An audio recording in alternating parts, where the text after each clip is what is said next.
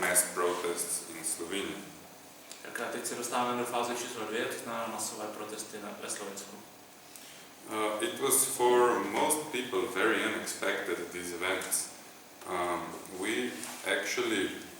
It was a funny story how it started. A tyhle události nikdo nečekal a je docela vtipné, jak vlastně začaly. It all started when a right-wing mayor of the second largest city in Slovenia, Maribor, built speed radars in the city for ticketing the speed if people would speed. But the thing is, it was a public-private project, so the private company that built them would gain 93% of the tickets of the revenues. Na ty protesty vlastně vyvolalo rozhodnutí starosty druhého největšího slovenského města Mariboru, který se rozhodl v městě instalovat rychlostní radary. A byl to projekt, který byl takzvaně PPP, to znamená Private-Public Partnership, to znamená partnerství veřejného a soukromého sektoru. Akorát, že to partnerství znamenalo, že ta soukromá firma, která postavila ty radary, tak dostala 93% všech peněz, které jdou z těch. And you have to take into consideration that this city is one of the mainly it was struck by crisis the most. People there are big lines for Red Cross and they give food and stuff like that. And it's a bomb. It's a social bomb there. And they started even with these speed radars, and people freaked out and started destroying radars from the moment they were built. A musím si uvědomit, že tohle město je jedno z nejvíc zasažených krizí a dokonce se tam tvoří velké fronty, když Červený kříž rozdává jídlo. A tak si dovedete představit, jak to lidi dopálilo, když se ten projekt oznámil, to znamená hned od začátku, jakmile byly ty radary postaveny, tak je lidé začali ničit. So, only a few days later, the first Maribor uprising was taken in place in Maribor. So, but the first two uprisings were not attended by a lot of people. So it was only a few hundred.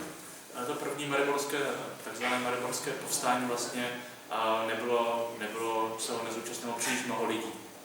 But on the November 29, 2012, 10,000 people in a city of 100,000 came to the protest in Maribor. Ale už v listopadu 2012 tak ve městě, které má 100 000 obyvatel, plných 10 000 lidí protestovalo. And the protests were violent. Police were shooting tear gas, and they were arresting people, and it was a war zone in Maribor, and that sparked a fire all over Slovenia. A ten protest byl hodně násilný. Policie napadla tu demonstraci, střílela slzotvorný plyn a několik řada lidí byla zatčená a ten zásah policie potom zažehnul povstání po celém Slovinsku. On December the 2nd, more than 20,000 protesters gathered in Maribor. More than 8,000 in Ljubljana and 2,500 in Celje. Maribor 20,000, Ljubljana 8,000.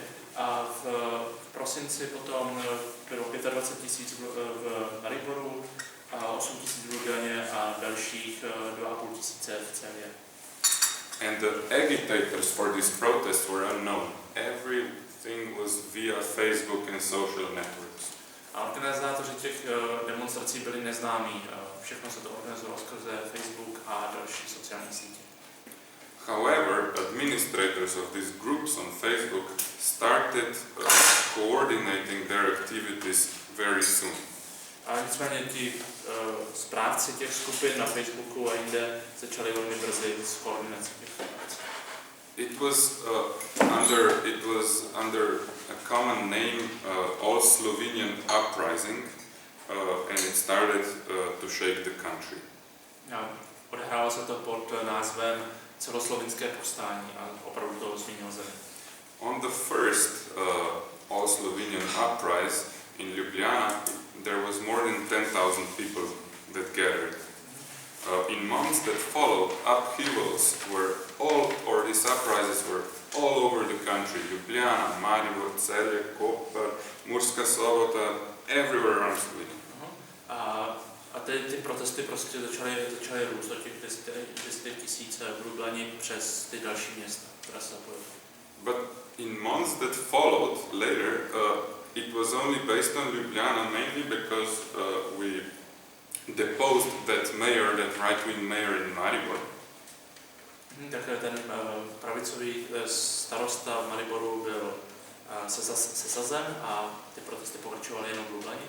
So the next main goal was the dethroning of the government and the right-wing Prime Minister Janez Janša. Takže tím hlavním cílem se stalo svržení pravicové vlády a premiéra Janise Janši. Because Janez Janša and his government were imposing harsh austerity and cuts in Slovenia. Protože vláda Janise Janši prosazovala ta tvrdá úsporná opatření a škrty. Besides, they were also very unpopular due to the rhetoric against us protesters. They were calling us zombies and left fascists. A ta vláda začala být velmi nepopulární, protože měla takovou velmi nevýběrovou retoriku vůči demonstrantům, které nazývali, že jsou to zombie a nebo levicoví fašisti. Also, the anti-corruption committee we have in Slovenia in the beginning of 2013 put in public a report that Janez Janša was corrupted. A ten antikorupční výbor, který máme v Slovinsku, nakonec zveřejnil materiály, které dokazují, že Janez Janša byl korumpován. And at the next protest, 12,000 people came. A na dalším protestu bylo další 12 000 lidí. So, in the following month, Prime Minister Janez Janša started to mobilize his own public supporters. Že v těch následujících měsících se Janša rozhodl zmobilizovat své příznivce. And consequently, on our cultural holiday on 9th of February, there were two uprisings. One was the right-wing uprising from Janez Janša, and the other one was the people's uprising. And a 8. února, což je státní svátek ve Slovinsku, tak se vlastně odehrály dvě protestní akce. Jedno organizovali příznivci Janeze Janši a to druhé bylo naše. The right-wing protest was at noon. About 4,000 people came. Mainly right-wing and anti-communist agenda was gathered. Pravicové se odehrálo v poledne a přišlo 4 000 lidí, zejména s pravicovými a antikomunistickými slogany. The mass was addressed by Janez Janša from Brussels via video speech, and he was comparing the left-wing protest as Nazi. He was comparing us with Nazi Holocaust and called for firm struggle against left fascism. A Janez Janša promluvil k tomuhle davu skrze videokonferenci z Bruselu a v něm označil ty levicové demonstranty za stoupence holokaustu a vyslovil se pro tvrdý boj proti těm levicovým fašistům.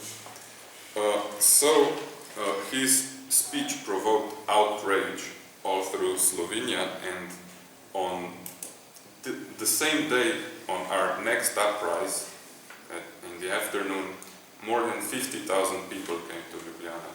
A to samozřejmě vyvolalo hrozný vztek mezi lidmi ve Slovinsku a Podlani a druhý den více než 50 000 lidí se objevilo v ulicích.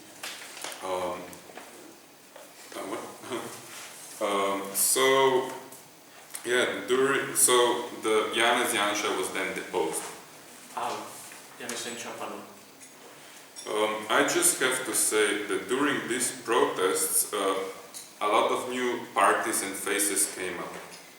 The most known as the United Left, but also some other like Pirates and the Network for Direct Democracy and some other social liberal parties. Během těch protestů se samozřejmě vznikla celá řada nových stran a velice nové tváře, kromě nás, jako sjednocená levice, taky Piráti, síť za přímou demokracii a další sociálně liberální organizace strany. So, as I said, protest erupted spontaneously. People mostly organized via Facebook and social networks, and trade unions were only quietly sympathizing with the masses. A jak jsem řekl, tak to hnutí vzniklo spontánně, lidé se organizovali zejména skrze Facebook a jiné sociální sítě a odboráři vyjadřovali takovou podporu, ale ne úplně s neúčastí. And that illustrates how despaired and unsatisfied people in Slovenia were and still are nowadays. And since they do not see any alternative to the situation in the current political options, we started talking again about a real alternative, and this is socialism. Tak a to jen ukazuje, jak strašně zoufalí, jak je ta zoufalá situace beznadějná. A protože neexistuje na politické scéně žádná skutečná alternativa, tak jsme se rozhodli, že o ní začneme mluvit my a tou alternativou je socialismus. So now I give the word to Kira, who will tell us more about the party itself. A teď dám slovo Kiře, která řekne něco víc o té straně samotné. Hi, I would also like to thank you all for having us here. It's an honor to speak to you on this topic. A také děkuju, že já mám možnost tady promluvit a je to pro mě skutečná čest. So as Paul said, I'll take it a little bit further from after the protest times to the current situation. I'll address a little bit our party, Initiative for Democratic Socialism and its structure, and then the United Left Coalition and the overview of the election period. Takže já se do těch protestů dostanu ke straně samotné, proberu trošku naší stranu, což je Iniciativa za demokratický socialismus, a pak sjednocenou levici, což je koalice naší strany a ještě další. And then I will conclude with presenting some of the challenges that we are facing at the moment. A nakonec bych se dostala k nějakým výzvám, které před námi stojí. So just to give you a link between when the party constituted and the protest, there was a period of approximately 1 year when our party was not yet a party, but it was a civil initiative. Tak teď se dostaneme k té naší straně a ta první fáze byla taková, že to nebyla strana, ale vlastně to bylo občanské sdružení, iniciativa. So the thing was that in the protest everyone was protesting against something. We were kind of a group that formed around the workers in Punks University, as Paul mentioned, and another a small NGO for direct democracy. We constituted a program that really presented an alternative, alternatives to the existing situation of the crisis. Na začátku jsme byli samozřejmě všichni proti, ale lidé právě z té dělnicko-pankerské univerzity a z té sítě za přímou demokracii a dalších dali dohromady program, který by měl dávat nějakou pozitivní alternativu k tomu, proti čemu jsme. So then, building around this program, there was a lot of discussion what to do, what are the next steps. There were a lot of dilemmas, either to formalize into a party or stay a civil movement for a longer period of time. Takže celá ta diskuze byla o tom, že se musí zapojit spousta těch různých hnutí, které dlouho protestovaly. But it seemed like you've learned about the historical context, and there were European elections coming up, so we kind of decided that this would be the right next step to do. A samozřejmě se tam ta diskuze o té straně, stranické formě dlouho objevovala, ale protože se blížily evropské volby, jsme se rozhodli, že teď je ten pravý čas. So then we formed from a civil initiative into a full-fledged party on March 8th, only this year in 2014. No a 8. března jsme se prostě ustanovili jako skutečná strana. But even though we formed into a party, we wanted to, structure it in a way that it wouldn't end up as just one other party, like on the agenda that people are really fed up with. Aha. A i přesto, že jsme teda teď ustanovili stranu, tak nechceme tu naši strukturu utvořit tak, aby jsme skončili jako jakákoliv jiná strana, která dneska je k dispozici. So with our structure, we're kind of striving to achieve like the maximum level of direct democracy, to have horizontal relations between working bodies, not really hierarchical, and to be as inclusive as possible towards our membership as well as with the informations that we produce. Takže v té naší struktuře se snažíme co nejvíce používat přímou demokracii, chceme, aby mezi těmi našimi orgány bylo co nejvíc horizontálních vazeb místo těch vertikálních místo těch horizontálních, to znamená co nejméně hierarchie. Snažíme se být co nejvíce inkluzivní a vtahovat jak naše členy, tak i veřejnost do těch debat a zároveň šířit ty informace mezi veřejností.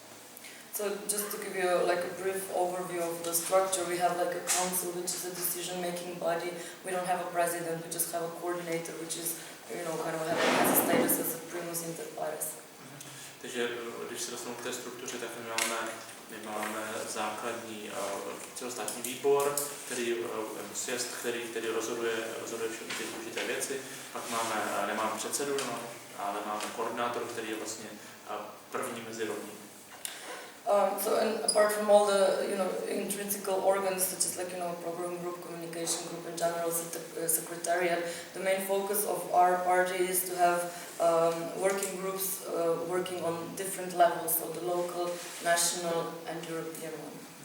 A kromě takových organizačních úseků, jako je komunikační, organizační a sekretariát a tak dále, tak máme místní pracovní skupiny, které vykonávají svou činnost na různých úrovních, to znamená na lokální, regionální, národní.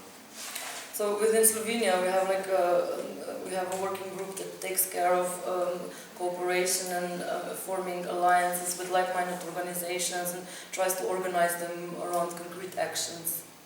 Takže máme na úrovni Slovenska třeba skupinu, která se zabývá spoluprací, která vyhledává další spojence, snaží se nás zapojit do nějaké společné práce. Then we have the regional group, which kind of takes care of building the local network. So we have from March till now we have 5 local committees, and we're constantly growing in number with local cells. Takže máme skupinu, která se zabývá vznikem těch nových buněk a potom teda těch místních výborů. Od toho březnu, když jsme zakládali stranu, tak bylo 5 těch a teď je řada dalších těch buněk, které rostou všude po Slovensku. So the main goal of these local committees and local cells is to help build a socialist organization. Firstly, through having seminars for internal education of our membership, also theoretical and practical, as well as organizing activities for wider, audience in the local environment. A cílem těch buněk je na začátku poskytnout členům teoretické vzdělávání, jak teda v těch teoretických, tak vlastně praktických, a později nabídnout toto vzdělávání a program i širší veřejnosti. And then we have the international group that's mostly active in our regional area, which are countries of ex-Yugoslavia, as well as on the European level, aligning mostly with parties that are part of the European left, which is like dealing with Syriza, from the Bush. A pak máme pracovní skupinu, která se zabývá zahraničím, to se zabývá zejména tím naším regionem, to znamená bývalou Jugoslávii, a pak samozřejmě širší evropskou levicí, což jsou většinou strany evropské levice, jako je Její, Syriza, Partii Koš ve Francii. So the main goal of this kind of cooperation is to have a exchange of knowledge, good practices, and seek for possible cooperation on transnational issues. Takže cílem je samozřejmě vyměnit si zkušenosti z dobré praxe, co můžeme použít, a samozřejmě také spolupráce na nějakých nadnárodních kampaních problémů. And one of such examples is the anti-TTIP campaign that we are also organizing in Slovenia at the moment. No a jedním z těch případů je třeba kampaň proti TTIP, jejíž jsme součástí ve Slovensku. So now I'm going to give you like a brief overview of like the election period, in which I'm going to also like tell you how the coalition formed and what were our successes and how the public responded to our participation in the election. Tak teď bych se dostala k té volební zkušenosti, píšu trošku, jak to fungovalo a kam nás to teď vedlo. So, as Paul already mentioned, United Left is a coalition of three parties. There's the Party for Sustainable Development of Slovenia, called TRS, and the Democratic Party of Labour, called TSD. Tak ta koalice, ta sjednocená levice je koalicí tří stran, nás jako iniciativy za demokratický socialismus, a strana za udržitelný rozvoj Slovinska a demokratická dělnická strana. So with the European elections we joined the party of European Left because it was the only one who had the corresponding platform, which means like we were the only EU critical party or like coalition during the European elections, openly critiquing dominance of capital interest, hawkish neoliberal agenda that's been being produced in the process. V těch evropských volbách jsme se přidali na platformu strany Evropské levice a kvůli tomu, že to byla vlastně platforma, která mě více vyhovovala, neboť my jsme jediná formace, která je kritická vůči evropské politice, respektive Evropské unii, a protože kritizujeme její jestřábí neoliberální politiku, která přichází z Bruselu. So we acquired, after the elections, we acquired 5.5% of public vote, which was not enough to get into the European Parliament. However, we exceeded the projections and we got a signal that people are opening up to alternative thinking. A my jsme v těch volbách dostali 5,5% hlasů, což bohužel nebylo dost na to, aby jsme se dostali do Evropského parlamentu. Nicméně nám to ukázalo, že lidé začínají být otevření těmhle nápadům. So then, after a month and a half, we had national elections, which again, opposed to other contenders. We were the only ones that are directly opposing public privatization of public services and state-owned companies. And as a set of alternatives, we offered socialist policies. A tak měsíc a půl poté, po evropských volbách nás čekali celostátní volby, my jsme byli jediní, kteří se otevřeně postavili proti další privatizaci a místo toho nabídli nějaký socialistický projekt. Just to name a few, for instance, higher taxation rate on capital, socialization of banks, then alternatives in democracy such as participative budget or workers' cooperative self-management. A jenom když měla zmínit některé programové body, tak to bylo vyšší zdanění kapitálu, socializace bank, progresivní společenské kroky, jako například zavedení participativního rozpočtu a nebo ty dělnickou samosprávu v podnicích. After months of hard work, we achieved 6 seats in the parliament, which was a huge success that nobody has foreseen. A po těch měsících práce se nám podařilo získat 6 křesel v parlamentě, což nikdo nečekal. But the elections were won by also a newly founded party called Party of Mirozara, which presented itself for election campaign as morally clean, non-ideological, technocratic, and they promised a slow-paced privatization. Afterwards, they didn't do so. So it was clear that we have no partners to form coalitions with in the parliament. That's why we decided on moral grounds to be a socialist opposition. A teď v parlamentních volbách jako jedním z těch velkých konkurentů byla strana, která se prezentovala jako neideologická, víc jako věcná a pro nás potom z toho jasně vyplynulo, že na základě těch výsledků my budeme socialistická opozice. So then also in October we had local elections which produced more moderate results, but this is due to the different dynamics of local elections. However, we are satisfied because we strengthened our presence in the local environment. A v říjnu jsme pak měli místní volby do místních zastupitelstev, kde ty výsledky byly trochu jiné, protože existuje jiná dynamika v těch místních volbách. Nicméně nám se podařilo posílit naši přítomnost.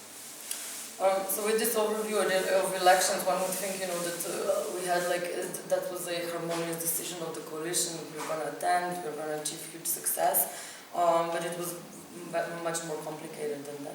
Takhle by to vypadalo, že vlastně to bylo takové jako harmonické rozhodnutí, že prostě jsme se rozhodli, že se budeme volat účastnit, tak jsme se účastnili a uspěli jsme, ale ve skutečnosti to bylo mnohem komplikovanější. And this is mostly due to the structure and the complex relationships between the coalition. A proč to bylo komplikované? Kvůli tomu, jaké jsou vztahy v koalici. So apart from being three different parties, which have completely different backgrounds, for instance, we were very young and our membership is very much academically active. We also have a fourth block, which is a group of non-aligned people and civil society movements. Tak si dovedete představit, že je to komplikované, protože třeba my jsme relativně mladí a spousta našich členů jsou mladí lidé, kteří jsou hodně akademicky angažovaní, vyučují se na univerzitách a ještě navíc součástí té koalice je takzvaný čtvrtý blok, což jsou lidé, kteří nepatří k žádné straně, ale jsou z různých iniciativ. So during the election period, it was very hard to reconcile some of the views we had on how to run the campaign. And on the plus side, it was very hard to keep the fourth bloc integrated into the processes within the coalition. Takže při té kampani bylo velmi těžké všechny ty hlasy nějak usmířit a udělat nějakou shodu na tom, jak vést tu kampaň. So the decision to go to elections was always a compromise one. However, it was also some sort of a necessity because on our own we didn't have the resources. Plus, we didn't have the visibility because United Left has become such a brand that the particular parties were not as well known among the general population. No, ale to rozhodnutí do voleb bylo samozřejmě součástí kompromisu, protože my sami bychom na to nikdy neměli prostředky, navíc bychom nikdy nebyli tak známí, nebo žádná z těch koaličních stran vlastně není tak známá, jako je známá ta značka Sjednocená levice. So now we have 6 parliamentarians, we have some councillors, we have local committees, so it seems that we have good infrastructure, but we are also currently facing with several challenges in different levels. Teď máme 6 zástupců v parlamentu, nějaké radní, takže to je docela dobrá pozice, nicméně před námi stojí některé těžké výzvy. I would group them in 3 different groups. One is coalitional challenges, then internal challenges and external ones. Takže máme tady výzvy, které se týkají vnitrokoaličních záležitostí, pak máme vnitřní výzvy, pak vnější výzvy. So one of the biggest inter-coalitional challenges is to keep the communication flows going between the parliamentary and councillor group and between the party, as well as between individual parties within the coalition, because we have no oversight of what anyone is doing. Takže největší výzva vlastně ta vnitrokoaliční je v komunikaci mezi parlamentní skupinou těch radních a informace mezi jednotlivými stranama, ten proud, aby stále cirkulovala. Měli jsme nějaký přehled nad tím, co kdo dělá. Which is also creating, huge substantive discrepancies between, because the parliamentary party has their own pace of work, with which we cannot keep up in individual parties because we don't have the infrastructure and human resources. Protože to vytváří jako velké napětí, protože například parlamentní skupina má spoustu zdrojů, které my nemáme. We are conscious of these issues and we took some steps, in the way to try to fix this problem, but it's going to take a long time. Takže my jsme si vědomi těch problémů, ale samozřejmě to zabere nějaký čas, aby jsme to vyřešili. And this is also important because it's leading to another problem that after the elections, the coalition is starting to become internally weak because of the, kind of disputes we had with the campaigning, as well as with the problem of integration of the fourth bloc. A to samozřejmě vytváří další problém, jenom má stvořit další problém, a to je to, že se koalice vlastně trochu oslabila po těch volbách díky těm hádkám, které jsme měli během kampaně, a zároveň čelíme pořád otázce, jak integrovat ten tzv. čtvrtý blok. So there are voices, especially within our party, who kind of want to, like maybe abandon the coalition. But it's, we can't know at the moment, like how much influence they're actually going to have for the future development of the party.